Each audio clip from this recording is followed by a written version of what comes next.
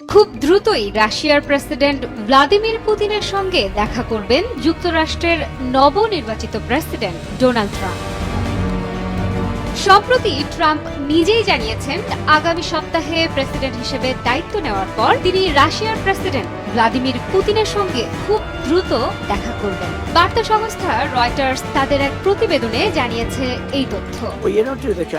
যদিও পুতিনের সঙ্গে সম্ভাব্য এই বৈঠকের বিষয়ে নির্দিষ্ট কোনো দিনক্ষণ জানাননি ট্রাম্প, তবে তাদের মধ্যে বৈঠকটি হলে তা 2022 সালের ফেব্রুয়ারিতে ইউক্রেনে রুশ আগ্রাসন শুরুর পর দুদেশের নেতাদের মধ্যে প্রথম কোনো বৈঠক হবে এটি।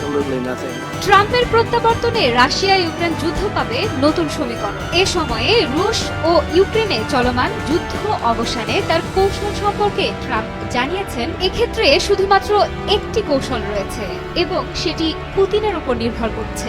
আমি জানি পুতিনও আমার সঙ্গে দেখা করতে চান এবং আমি খুব তাড়াতাড়ি তার সঙ্গে দেখা করতে যাচ্ছি।